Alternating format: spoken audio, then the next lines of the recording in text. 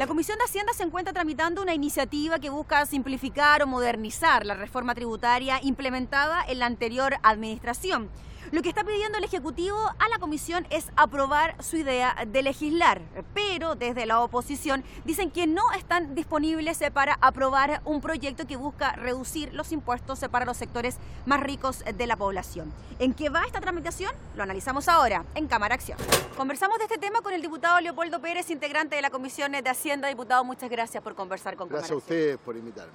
Diputado, ¿era necesaria hacer esta simplificación o modernización tributaria a la reforma tributaria que se implementó en el anterior gobierno? Indudablemente que sí. Si nosotros vemos las cifras de crecimiento del país y uno de los factores en el análisis, y que no lo dice solamente los chilenos, sino que lo dice toda la comunidad a la cual Chile pertenece en términos económicos, como es la OCDE, era importante. En estos últimos 4 años, la inversión en el país cayó todos los años. Ese es un hecho inédito. Ni siquiera en el gobierno de la Unidad Popular la inversión cayó tanto como cayó en estos 4 años.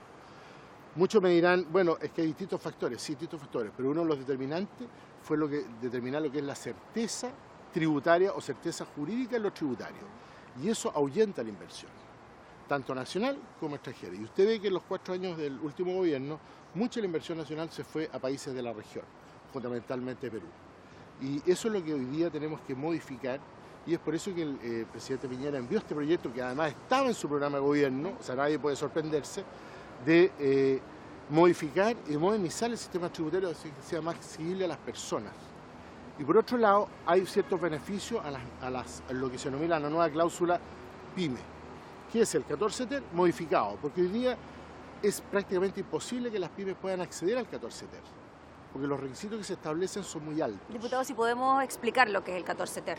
El 14 ter es una modalidad dentro del impuesto a la renta, que es un impuesto que tiene 5 impuestos a la vez, que las empresas que venden hasta un cierto nivel de UF al año tienen que hoy día llevar lo que se denomina renta atribuida o contabilidad completa. Con la modernización se les da la opción o contabilidad simplificada o renta completa. Aquellas pymes que están en el umbral de las 50.000 UF, es decir, que están creciendo, que son 50.000 UF de venta al año, y que quieren seguir creciendo, indudablemente que les conviene tener contabilidad completa. ¿Por qué? Porque con eso van al banco y son sujetos de crédito. Perfecto. Para poder seguir creciendo. Si se van por el régimen de simplificado, van a ser aquellas pymes muy chiquititas o que en el corto o mediano plazo no van a poder, o no quieren o no pueden todavía pegar el salto hacia cifras mayores de 50.000 unidades de fomento de venta al año. Es una opción, no es obligatorio. Perfecto. No es que se cambie una cosa por otra. Y por eso se llama modernización y no es una reforma tributaria, porque aquí las tasas no se tocan. ¿Y por qué se dice que va a haber una rebaja impositiva a los sectores más poderosos del país de 3 puntos? No, lo que sucede no es que haya una rebaja, lo que sucede es que va a caer la recaudación por el hecho de aplicar el sistema integrado. Hoy día algo así como 200 algo millones de dólares. En términos netos son 229 millones de dólares que el fisco, que los más ricos de Chile a nivel de persona van a verse beneficiados. La pérdida total son 800 millones de dólares, o sea, la menor recaudación del país. Y es por eso que para paliar o netear y compensar se crean varios mecanismos.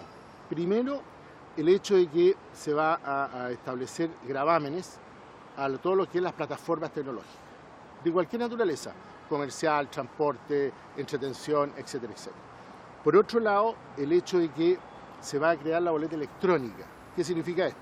Hoy día ya tenemos la factura electrónica. Tenemos una prueba que se hizo con los vouchers de las tarjetas de crédito. Y ahí es donde esto viene, no es una cosa de ahora, es una cosa que viene de antes y dio muy buenos resultados. Es donde a tiempo real Impuestos Internos va a tener las compras por un lado y por otro lado va a tener las ventas.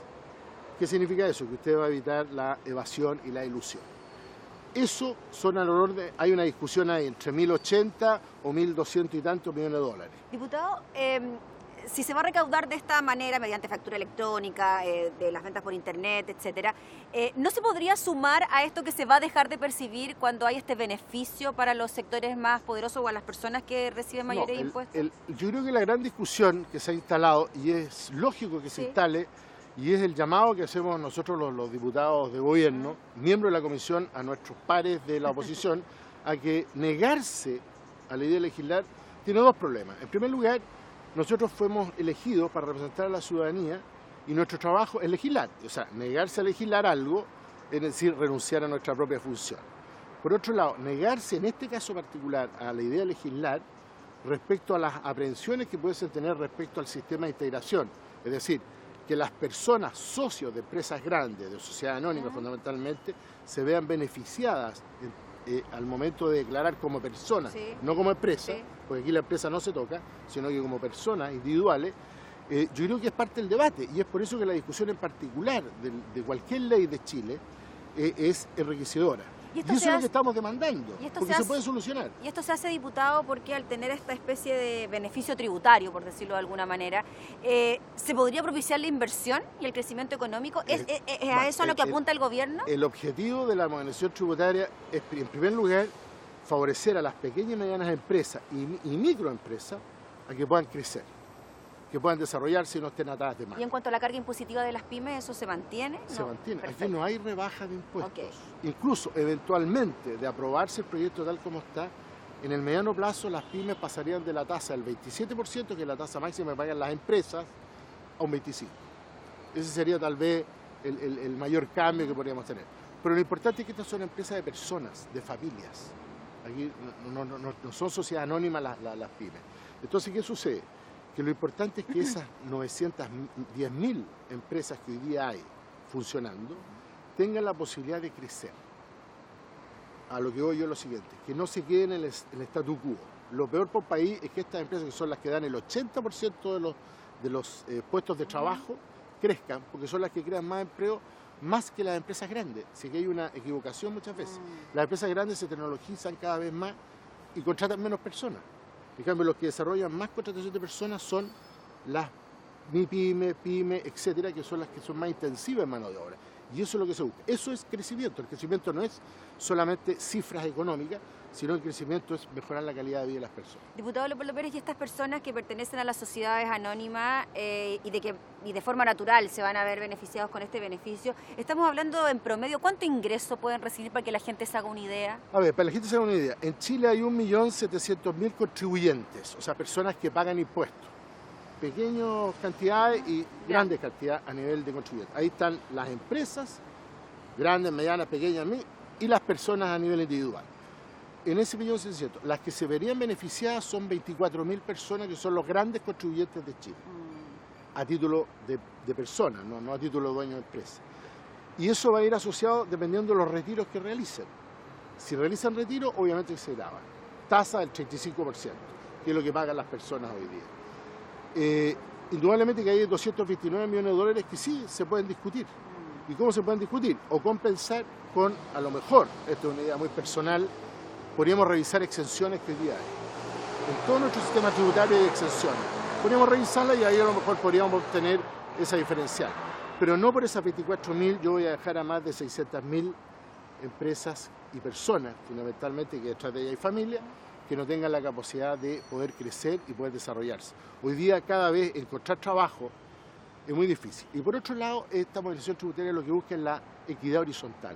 Personas que ganan lo mismo, supongamos que ganan 100, un profesional o un comerciante, pequeño comerciante, pagan rentas distintas. Y eso no puede ser. Hay un principio básico que tiene que haber una equidad en términos que si yo gano 100, pago por 100. Pero no puede ser que otra persona que gane lo mismo pague menos o pague más. Perfecto, diputado. Le agradecemos por conversar de estos temas que a veces resultan algo complejos, pero por eso queremos aterrizarlo y poder explicarlo. Son muy técnicos a veces y a veces nos quedamos los tips o los slogans, pero nos vamos a lo fundamental del proyecto. Gracias, diputado, que esté muy bien. Gracias a usted.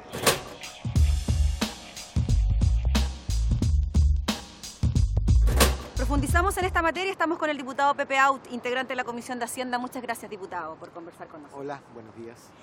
Diputado, ¿qué es lo que se está buscando con esta simplificación, modernización o reforma a la reforma tributaria, como se le ha denominado? ¿Qué es lo que cree usted que busca el gobierno con esto?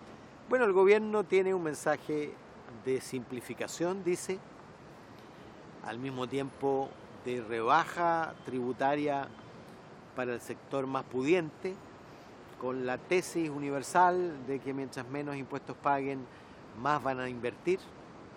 Y por lo tanto para el gobierno esto sería un elemento de reactivación de la economía lo que no se condice con lo que ha ocurrido, porque con la reforma en vigor, tú sabes que la reforma anterior era gradual, de implementación gradual, y termina de implementarse justamente ahora, en esta operación renta recién. Y con esta reforma, que se supone bloqueaba el desarrollo y la inversión se ha multiplicado en 2018 y el crecimiento se dobló y un poco más. En consecuencia, no era los tributos lo que bloqueaba o había desacelerado la economía y la inversión. Era la circunstancia extranjera, el ciclo del cobre, probablemente, digo yo, de manera autocrítica, la falta de foco del gobierno anterior en el crecimiento, pero no era claramente la situación tributaria, porque no le hemos cambiado ni un pelo a la reforma actual y crecimos el doble y la inversión se multiplicó por varias veces. ¿Por qué se dice entonces que se busca modernizar o simplificar el sistema tributario? ¿Es muy complejo? Es complejo, siempre ha sido complejo. En el ranking de dificultad y de complejidad nosotros siempre hemos estado abajo, porque yo leía el otro día un estudio que nos ponía abajo en ranking de complejidad, pero consulté sobre el mismo estudio de hace 5 años, es decir, antes de la reforma, y francamente estábamos en la misma posición. Y efectivamente hay una tarea de simplificación pendiente. Algunas cosas de lo que propone el gobierno en materia de simplificación son razonables. Hay varias cosas del proyecto que concitan el apoyo unánime. Yo te diría terminar con esta asimetría entre el que vende físico y el que vende por internet. El que vende fijo paga 19% de IVA, el que vende por internet, sobre todo desde el extranjero, no paga nada de IVA. Incluso la empresa chilena que vende por internet, Falabella, París, qué sé yo, paga IVA, y la empresa extranjera que vende por internet no paga IVA, y esa es una anomalía. Es evidente que lo que hicimos con la factura electrónica debe extenderse a la boleta también, porque hay que aumentar la eficiencia en el cobro del IVA. Esas son cosas que sin duda hay que hacer. O sea, aquí el punto en cuestión tiene que ver con algunos dicen que es un beneficio tributario, algunos dicen que es una rebaja tributaria. Entiendo que son algo así como 25.000 personas que se podrían ver beneficiadas con una baja en la recaudación de más de 200 millones de dólares. ¿Ese es el punto que se cuestiona? El punto es, primero, que el gobierno quiere, estos son temas extremadamente complejos, los tributos. Tratemos de simplificar. El sistema que usan casi todos los países del mundo, los países consolidados, democráticos, es lo que se llama un sistema desintegrado. Pagan las personas sus impuestos por un lado y pagan las empresas por el otro. Nosotros tenemos un sistema semi-integrado, es decir, que lo que pagas tú como persona lo abonas a lo que deberías pagar como empresa.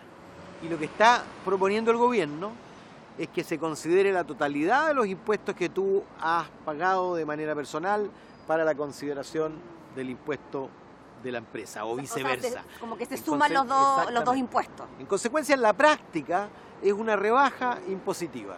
Y en las estadísticas del propio Servicio de Impuestos Internos presentadas por el gobierno en la comisión, de los 500 millones de dólares que no tienen que ver con extranjeros, porque hay otros 300 que tienen que ver con inversionistas extranjeros, que serían beneficiados por esta integración. En el caso de los beneficiarios nacionales, la mitad prácticamente de ese ahorro que van a tener esas empresas se lo va a llevar el 4,5% de las 800.000 personas beneficiadas, es decir, menos de 25.000 personas van a beneficiarse en la práctica de poco más de 200 millones de dólares. Yo calculaba que eran algo así como, en promedio, 6 millones anuales para cada uno. Se van a ahorrar de pagar en impuestos. Se van a ahorrar de pagar en impuestos.